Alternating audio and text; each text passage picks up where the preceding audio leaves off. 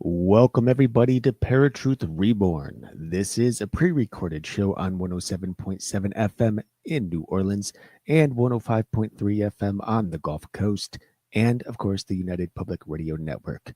My name is Eric, And I'm Justin. and I am glad to be here with you all again. It's been a wild summer. So am I. I've missed you a lot. I've missed you too. I've missed the show. I've missed all of it, man. I'm glad to be here today, though, and hopefully this will, it'll be more consistent these coming weeks. But hey, I'm here, and we got a show to talk about and enjoy. So, sorry, Binks, you gotta move. So, I got a question for everybody. What if the dolls on your shelf weren't just collectibles, but vessels echoing ancient spirits? See, on this episode today, we will discuss that very thing as we explore Mesopotamian entities and their possible connection to the intriguing Labubu dolls. Yep. And, we'll get into what the Mesopotamian entities are, who they were, why they still matter today, and how it kind of connects to the dolls and other popular dolls throughout modern history. Mm-hmm. Well, now, Mesopotamia is often referred to as the cradle of civilization because it was the site of some of humanity's earliest and most influential innovations, including the development of agriculture, complex city states, writing systems, and early empires. Located in the fertile land between the Tigris and Euphrates River, modern day Iraq, it fostered the growth of powerful civilizations like the Sumerians. Something else that's interesting about the Tigris and Euphrates River, there's a third river which is not mentioned here and is not really, or I think it's third or fourth river, but the Garden of Eden also happened to exist in that particular area, according to the scriptures. Mm-hmm. So, I just find that very interesting since we see that both scripturally, but we also see it archaeologically as significant. Now, Mesopotamian mythology featured a complex supernatural hierarchy of gods, malevolent demons, and powerful protective spirits, often with hybrid animal human forms. Now, while gods like Enki could offer wisdom and aid, but then also demons such as Lamashtu, who caused harm, particularly to women and children.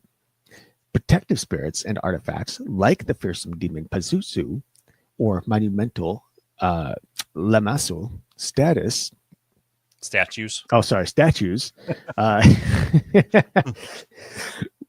Were used to ward off evil by harnessing or intimidating malign forces through rituals and amulets, reflecting a belief that fighting fire with fire could offer protection. And we kind of see that same thing also still in modern days, modern times with the rituals and the amulets, but also because it's right around the corner, let's consider the jack-o'-lantern that many people around the world use on Halloween.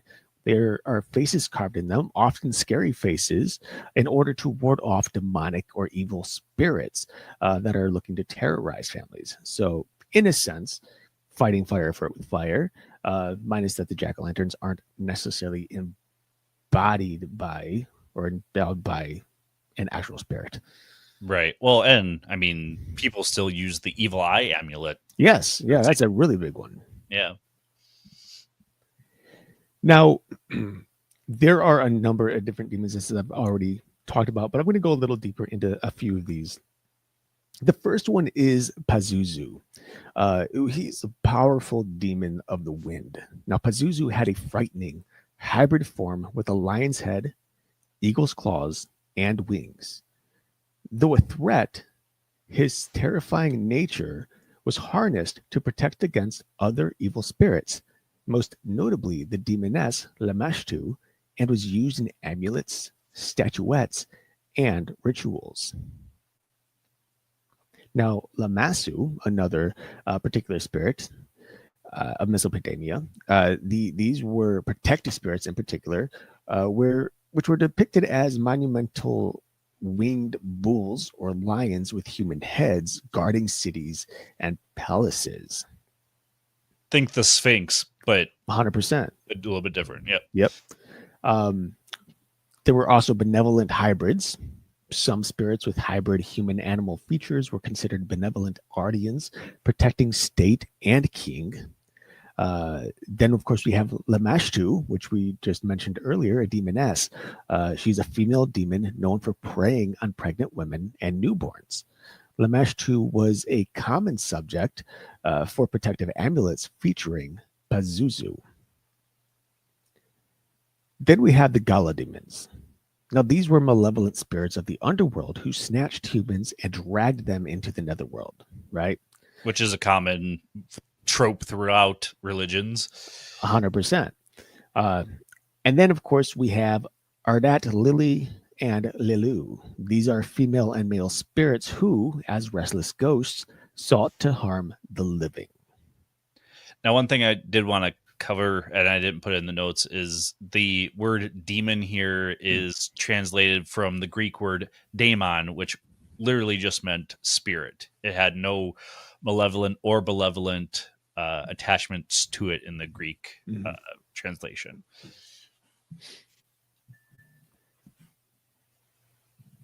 Now, as we were talking about earlier, there are protection against the more benevolent entities that people have used throughout the ages, but in particular within Mesopotamia as well. Now, some of these protections included amulets, sometimes, as already stated, depicting Pazuzu to protect against other malevolent spirits. There were also rituals and incantations. And of course, there were a figurative power. Basically, Mesopotamians believed that by capturing the likeness of a demon in miniature form, they could harness its power against it. And this is something that we also kind of see in some of the lesser key of Solomon writings that Aleister Crowley had helped kind of, fix up. And we see a lot of very similarities in the images of the demons that are depicted within the Lesser Key of Solomon. We also know that many demons, based on some of these descriptions, and not just demons, also angelic beings, kind of fit this mold of part human, part animal, being a mixed match of a number of different things. And we see it throughout various faiths and religions throughout the world.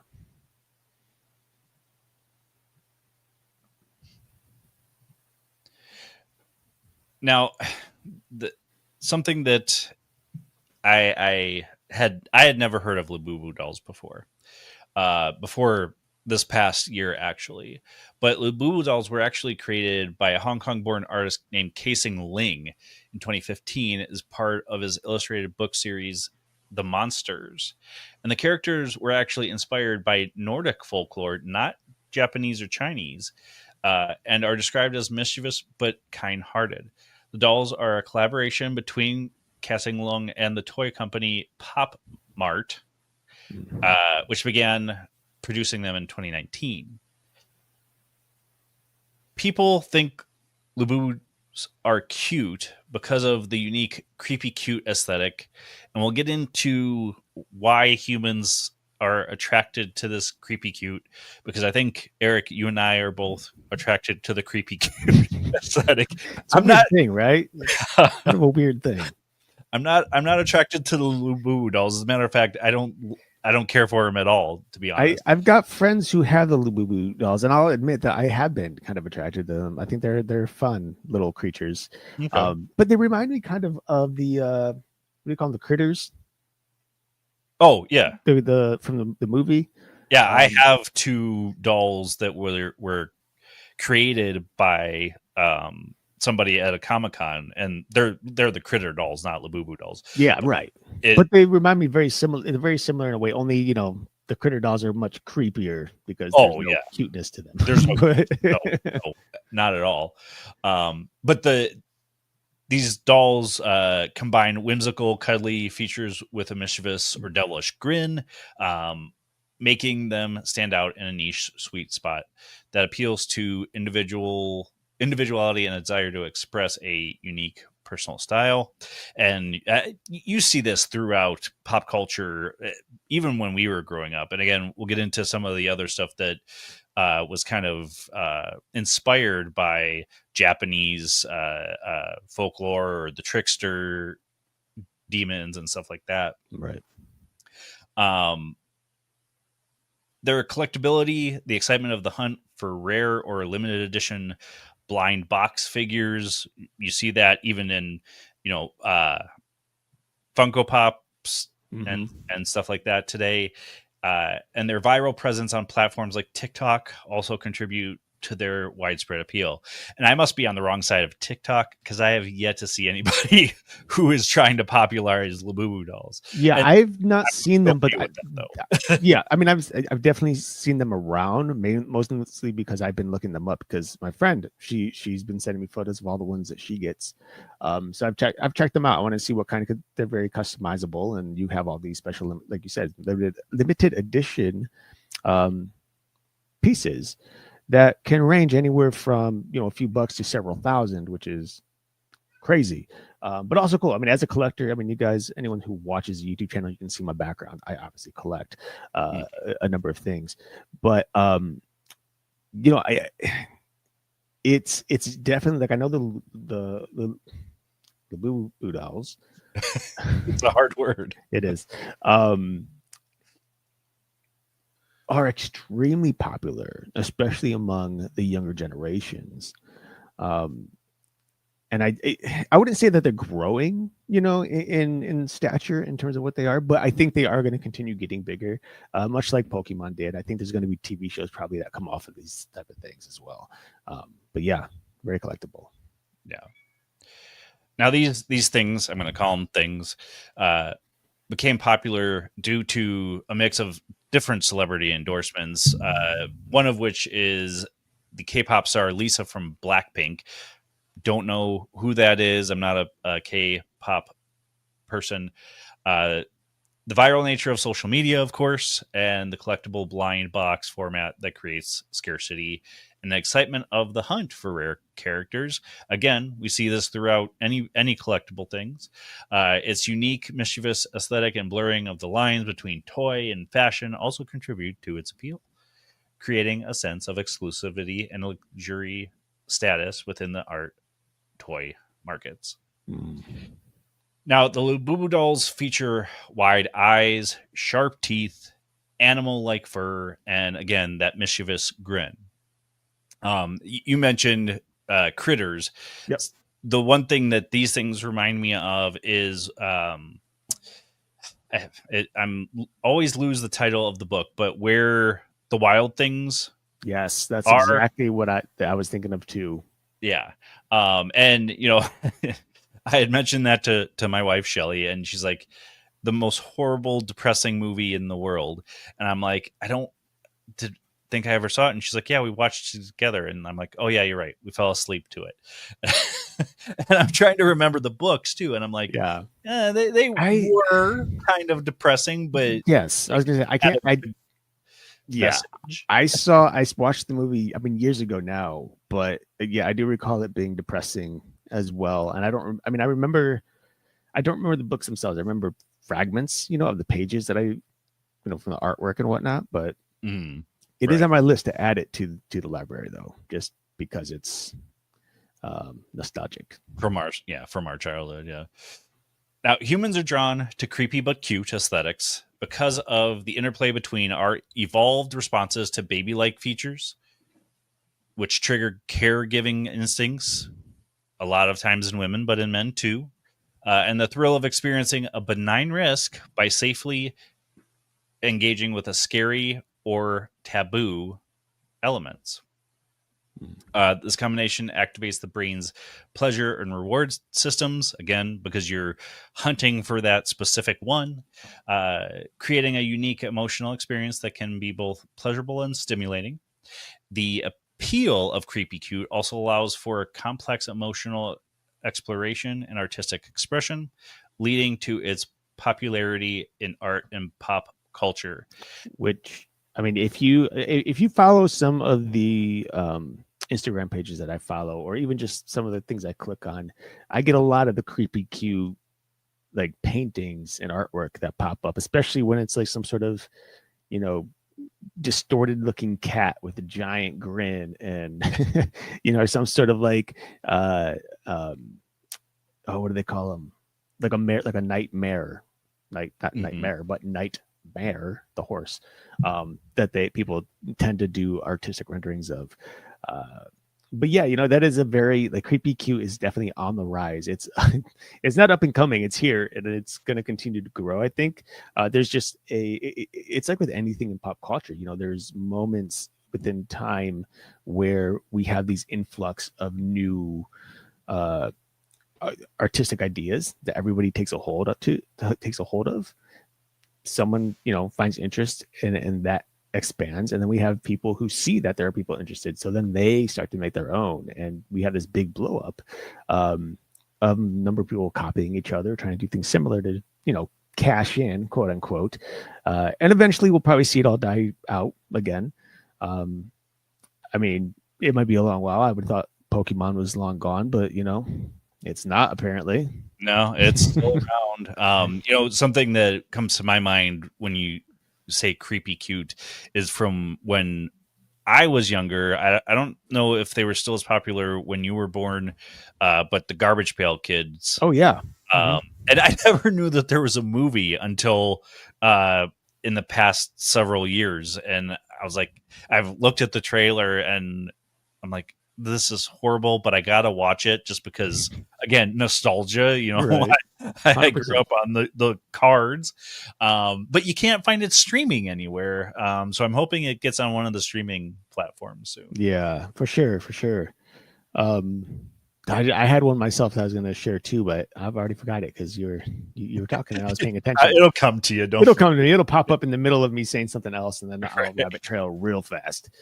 Um, but yeah, there's definitely been quite a few creepy cute things over the years. One of my favorites, which a lot of people probably agree with, and maybe a lot of people don't, but jumping spiders. They're creepy, but they're adorable. I can't explain it. It's actually the only spider I'm willing to pick up.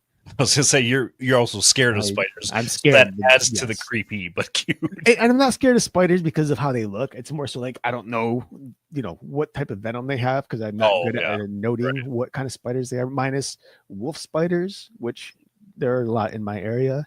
Jumping spiders who always find their way in my house, at least 2 a week, always from the same Oh wow. window. So I'm always catching them and like, come on, little dude. It's it's one of those things where it's like when I'm carrying, if they're small and I'm carrying them and they get out, I just see this little thing hop 20 feet in the air. I'm like, no, where'd you go? And he's gone. I don't know. But anyway, yeah, creepy cute spiders. Jumping spiders in particular. Now, back to the Labubu. And the reason we bring up the Labubu dolls is that over the last several weeks, and dare I say even months potentially, there have been posts and videos circulating on social media claiming a connection to the demon Pazuzu. Now, if you actually take the moment to look up Pazuzu, and then also look up these Labubu dolls, you will see a relatively interesting relation between them for sure. One in particular is the big exaggerated eyes, which more or less equals the all-seeing watchfulness of ancient spirits. Another is horns and fur, which echoes of demonic or hybrid beings from Mesopotamian myth. And the other, which is probably the most prominent on both Pazuzu and on these Labubu dolls, is the mischievous grins. Basically, in Mesopotamian culture and many other cultures around the world, trickster spirits or entities that blur the line between playful and dangerous tend to have a mischievous grin. Now, on top of that, of course, how can we not, mention the obvious weird connection of Labubu and Pazuzu? Like Hmm. that's, now I'm not one to sit here and say that that's, I don't necessarily believe that the Labubu is actually a representation of Pazuzu, but nonetheless, there's some interesting things, and I think this is why people have been circulating various videos on this subject matter. You also have Lamasu, which is kind of similar to Labubu, and Mhm. Lamashtu, which is also very similar to Labubu. Right. Well, now you see one reason this could have come about is due to Carl Jung's analytical psychology theory, which proposes the mind comprises the conscious ego, basically the personal unconscious, Mm. and individual experiences in this case, right? And the collective unconscious, which is a universal respiratory repository of archetypes like the persona, shadow, anima and animus, and the self. Now, the central goal of Jungian theory is individualization, which is a process of integrating these psychic elements to achieve wholeness and develop a cohesive, authentic self, moving beyond mere conscious awareness to embrace the unconscious depths. Now, could art and toys carry subconscious links to ancient energies?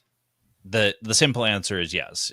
From the perspective of Jungian or Jungian, I can't remember how it's pronounced. Psychology and mythological studies and art and toys can carry subconscious links to ancient energies. Again, you see this throughout several different genres. The links are based on the concept of archetypes, and you also see this in fictional writing as well. We always use an archetype to help us grow our story. You know, the hero, the guide, the list goes on and on there. Universal primal patterns of thought and imagery that Carl Jung believed exist in the collective unconscious, a part of the psyche shared by all of humanity. Mhm. Now, we talked about this last week with Fiona Dodwell about how many tales exist of inanimate objects that act as vessels for paranormal entities or attract strange phenomenon, like with dolls, paintings, and even jewelry being common reoccurring themes. Fiona brought this up several times. She would not just say the dolls, but she also would bring up jewelry a lot. Now, we talk about the amulets and stuff, and that's the interesting thing apart or about this particular topic is the fact that a entity could be attached to these things, which when you buy an amulet, you're not thinking, oh, there's going to be a demon or a spirit that's attached to it. It's just Right, a representation to protect you. right. um, There are other toys that have links to other ancient archetypes, such as the Muppets, believe it or not, because they are kind of a link to the trickster traits. Um, Pokemon, they're inspired by the yokai, which is a creature or creatures and supernatural phenomenon from Japanese folklore. But one thing I do want to say about this, if you look up Pokemon and the things that they're related to, be ready for some freaking nightmares because I cannot look at them at Pokemon after that and really look at them the same as creepy cute. They just look horrid to me in my personal opinion. And the list goes on and on. I mean, you see a lot of things from even Greek and Roman mythology that is Mhm. kind of associated with creepy cute. Um, but the real thing is these things can have some things attached to it, even especially if you get it at like a secondhand store or something like that. Sure. Um, so the question really is: are the Labubu dolls just art or something even more? Right. And, I that's a hard one to. It's not a hard one to say because first of all, I do truly think they're just art. First and foremost, I think they're just art, and I think if there is any um, comparison to Pazuzu, it's simply because the creator of the Labubu maybe had found inspiration in this particular entity. Um, maybe it doesn't even believe this entity exists, and maybe it doesn't. Maybe it's just folklore that people in Mesopotamia had made up, among many other entities that we know of, both from ancient times and modern. I don't think that this particular individual and company had created these dolls to be facetious in any way. But what I do think is happening here, which is really quite sad, is that there is a type of fear mongering happening around social media. People are taking this idea of the Lububu and comparing it to a quote unquote demon entity, which naturally strikes fear. And of course, people who are gullible enough, they're going to hear this and they're going to have concerns potentially. They're going to question whether or not they have some demon in their room attached to their doll, and that's something else that we've talked about many times over the years.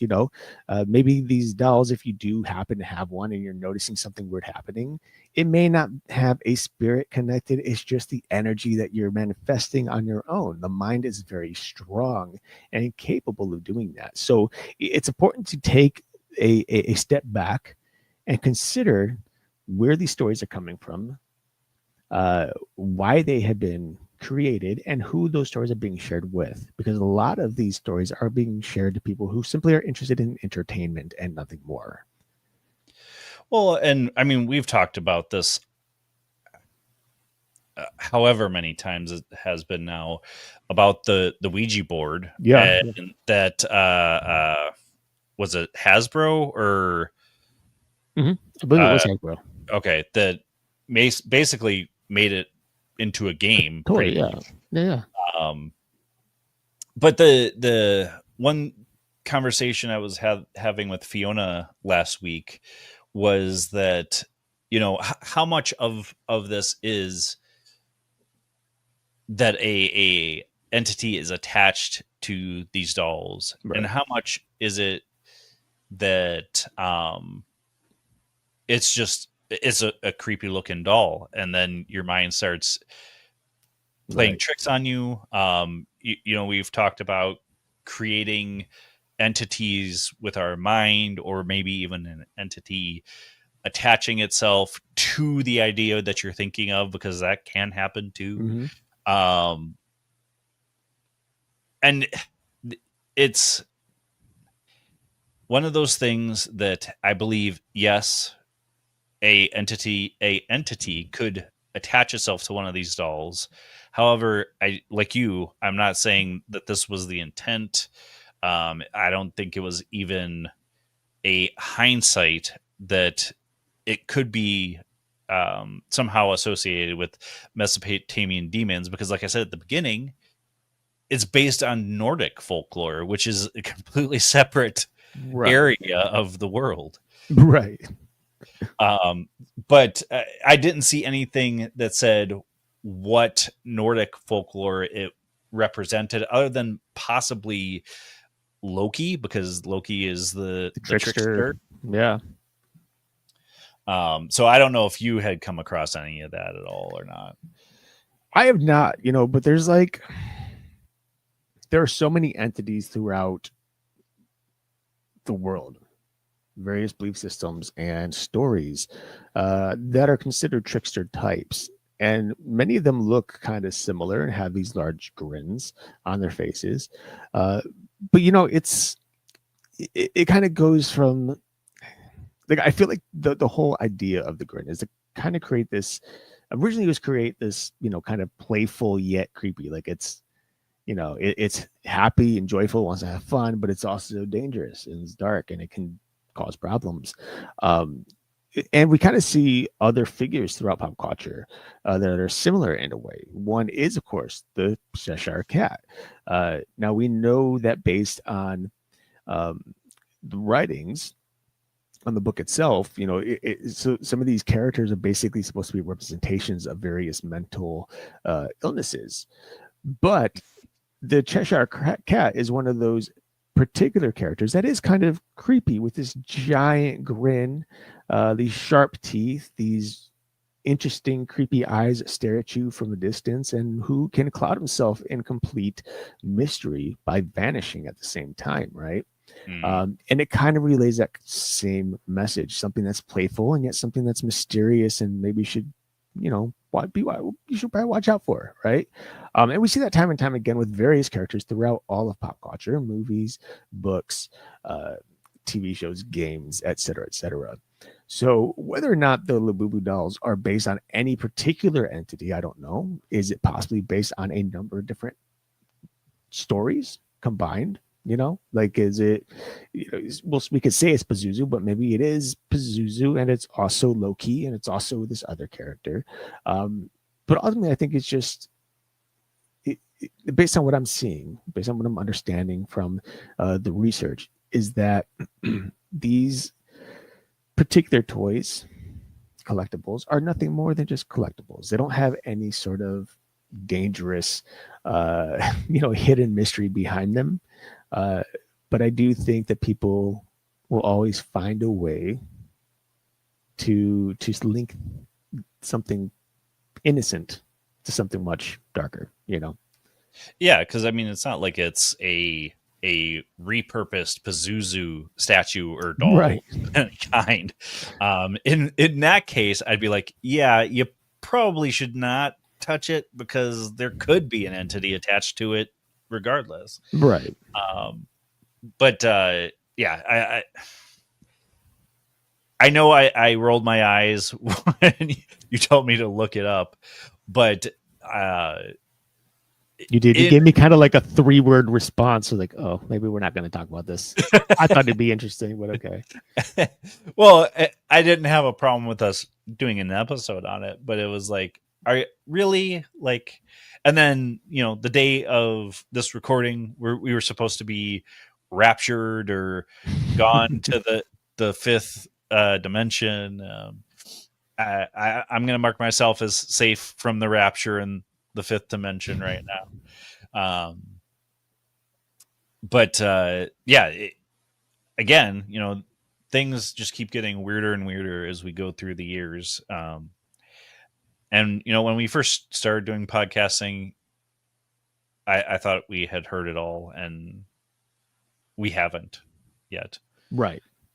I mean, it's 2025 and things are just, every day, every month, every year, there are stories to be told. There are prophecies that are made. There are people who want to, you know, uh, propagate some of these things, And again, why? What is the reason behind it? And in particular, I'm talking about the rapture. Like, what is the reason for for people discussing the rapture? We know through Scripture that nobody will know the day or time of Christ's return.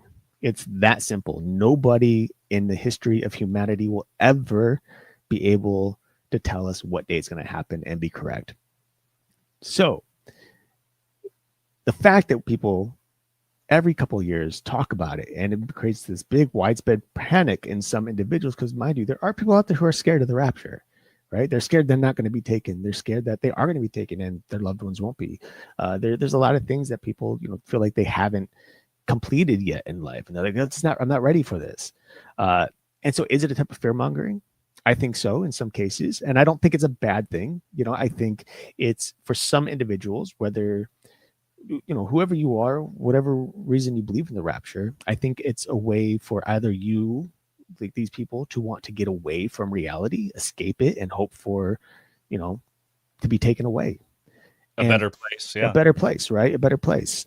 And for others, they use it to try to force people into turning to God. And, they put that fear factor in, like, the rapture's happening. If you're left behind, that's it.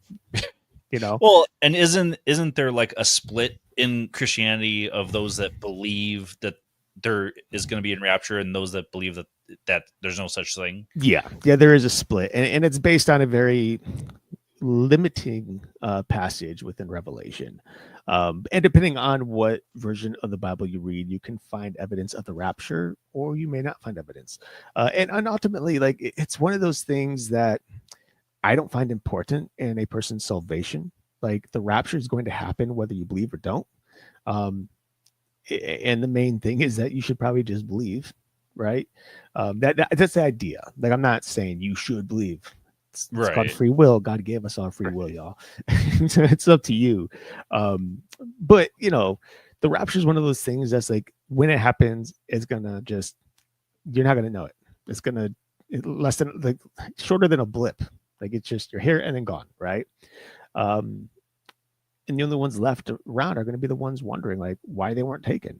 And we know that in scripture that if indeed the rapture is true, there are going to be some people left behind. Not all of them are going to be, you know, non-believers or evil, quote unquote, evil people or whatever. Some of them are going to fight against the devil and the army, the human army, uh, until God comes back. Like, and again, we don't know. We don't know who's going to be included in the rapture, when it's going to happen, if it's going to happen. Right? The rapture is one of those things that, yeah, it's there's a split between the various branches of Christianity. I should, but denominations, branches, denominations, same thing. But y'all know what I mean. And I hate to say it like this because I don't mean disrespect to anybody, but if the rapture happens, I'm left here. I'm gonna be like, oh, thank God. I don't like dealing with people. It doesn't any specific person. I'm not saying at all. It's just dealing with people in general. Sometimes I'm just like, okay, I'm done. But yeah, it would be scary though to be left Well, here. yeah, 100%. I mean, you wake up and some of your closest loved ones or whatever are just gone. You know, good percentage of the world is gone. Like it's humanity, I mean, and it's just like, okay, well, now there are two things that happen. One, we suddenly know the truth, right? If the rapture happens, we know there's God and we know that the scriptures are telling the truth. Mm. Um, and on the second is that you're alone and you got to figure out what's going to happen next because there is a whole lot of stuff that happens after the rapture. And it's not, you know, unicorns and butterflies coming and visiting you. So you visiting the earth, I should say. But yeah, you know, it's a scary thing. Revelation in general is a very scary book, and not just for Bible believing Christians. It's also a scary book for uh, people who study history. And I've read so many articles by atheists and non-believers who will literally say like, yeah, this is a scary book. Like when you consider it word for word and the meaning behind it, whether you believe or not, whether God is real or not, it's not good stuff. It's scary things that are happening, but all for the better outcome, which is the new heaven and the new earth when Jesus reunites with his people and finally ends sin, which means no more suffering, no more death, no more illness, et cetera, et cetera. Which, you know, I don't know about you guys, but that sounds like a really good thing. I mean, both you and I have both talked vigorously about living forever. So, Yeah. but again, what do you do with that time? Like, if you're living forever, and not that you can't always do what your heart desires, but after you've achieved everything you want to achieve, you know what's next if you're living forever. Well, and that's the big thing, you know, and I think that's the thing that scares people in particular about like heaven, you know, and eternity, right? Because eternity is it's a big word. It's meant to be, and there's been plenty of individuals who've actually asked straight up, like, what happens when I'm bored? What happens a million years from now and I've done everything? And the consistent answer is that because of God's um, unique and mysterious personality, the fact that he is as awesome as he is, we as people who would study him, try to learn from him, try to understand him, even in eternity, would never fully understand him. We'd still be trying to figure him out and learn his ways. And as such, because of a new heaven and new earth, there will be a grand multitude of possibilities and opportunities for people, both in our thinking, in our understanding, in things that we can do, and things that we can see, places we can go, and we will never get bored. Because it's not just new earth, right? It's not like we're, you know, this earth here is the same earth, and now it's just been renewed and it looks exactly the same. And it could be completely different, whole new layout from what we've ever experienced, and A way whole vaster. Yeah, I new mean, yes, yeah, exactly. I'm sorry if you guys keep hearing a bump on my mic because I keep bumping it. I'm trying to stay a little closer to it today, and I'm not used to it. So So I keep far, bumping it. no, I haven't heard Okay, good, anything. So you're good. good. But to wrap this back to the Labubu doll, Yeah, for sure. if the rapture happens and those Labubu dolls come to life, then 100% that demons were attached to these things, and it was all a ruse. They created these things to help take over the world. Right. So some final questions for you guys, and we'd love to hear your answers. Be sure to reach out to us, email, Instagram, Facebook. I was going to say text, but you don't have our phone numbers. I'm probably not going to give it to you guys. No offense. No offense. No. We love you. We just don't trust you. Right. I wouldn't give my number out to anybody I've first met. So, right. So, question number 1: do you own a Labubu doll or a similar doll like the Labubu? How many do you have? What is your favorite one? Let us know. We're curious. Like I said, I've got friends who collect them. My one friend, she has a bunch of little tiny ones, but she also has the 3-foot one too. I think it's 3 there's a feet 3-foot 2 one. feet. Yeah, it's huge. It's pretty cool. But yeah, so she has that. Second question: have you felt any energy around object like these? Whether, and in particular, I'm thinking like new dolls, right, or new objects, because anything old with history behind it could have some sort of residual haunting or presence attached to it. And that's not to say it's a spirit by any means or even bad. It's just an energy, right? Right. So have you felt that around objects like the Labubu or any other dolls or objects? And then third, do you believe modern culture is unconsciously repeating ancient symbols? And this is one, again, where Justin had just talked about. We got the Muppets with the tricksters. We got obviously the Labubu with Pazuzu. We had Pokemon inspired by the yokai, and so on and so forth. So are we just seeing this unconscious repetition of ancient symbols coming forth in modern times? Well, I'll give you my answers. Yeah. I will never own a Labubu doll, but I do own a voodoo doll. So kind of similar doll. Yeah. Have I ever felt energy off of the voodoo doll? No. I've never been around a Labubu doll, so I couldn't tell you. And do I believe modern culture is unconsciously repeating ancient symbols? And the answer is yes, because we've said this numerous times, both on this show and our writing show that we had done, that there isn't an original story and however you would say that, and an original story anymore. It's just adapting things that we have read, seen, heard over the years, even playing on archetypes, basing stuff on religions. So yes, I think in modern culture, until something different happens, we will always recycle old ancient symbols. What are your answers to it? I have not seen a Labubu in person, but I have seen photos of them, plenty of them. Again, my friends, but also online. And I still don't see anything wrong with them. I just think they're creepy, cute little creatures that, people are going to have fun collecting them. They're going to have a whole little history of fun for a while until it dies off and something else replaces it, right? I do not own also a Labubu doll. I own there's a couple things I own. Obviously, the voodoo doll. I also have which I also didn't feel any energy on, but I also may or may not have cast that energy, if there was any, off of it before I brought it in the house. And then I also have a mask, an African mask, which did have heavy negative energy on it or something that was felt by multiple people. And so, yeah, that one I cleansed as well.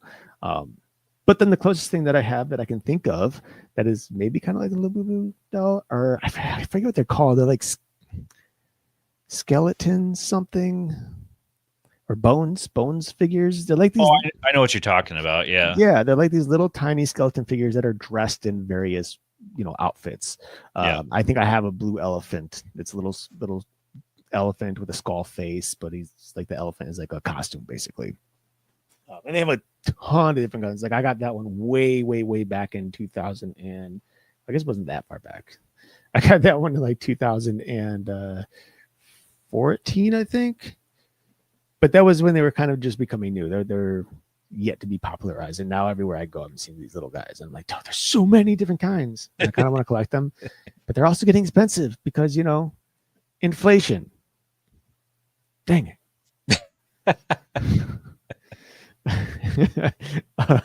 And last one. Yeah, I mean, yes. The answer is just yes. I do believe that modern culture will unconsciously repeat ancient symbols. It's kind of in our DNA, and I think just the artistic expression of some of those ancient symbols still ring true today. They still feed imagination to people. We still see a lot in them like that. Whether whatever that is that you see, they definitely have their place, and they'll continue to show up. Yeah. Well, and I have nothing against Labubu dolls. I would never collect them. Mostly because I collect enough and I don't need something else to collect. 2 weeks from now, he's gonna say, "Guys, I got a Labubu doll." And he's gonna only show if you. somebody has sent me one or gifted me one. So if you want to send us a Labubu doll, you can send it to P.O. Box 1234 in Idaho, Missouri, Montana at 123456.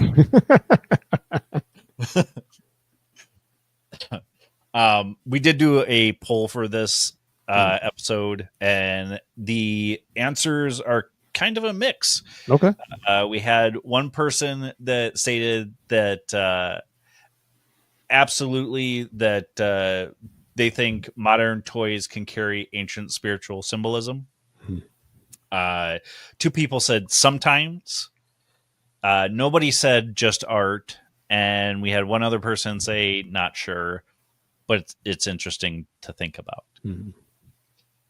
So again, on top of those other questions, we would love to hear your answers to the poll too. So make sure that'll be up, on our social medias throughout recorded history of the show. So, any final thoughts? Not on the subject matter. No, not on the topic. I'll just say, don't be scared of Yes. things that are out there. Facts.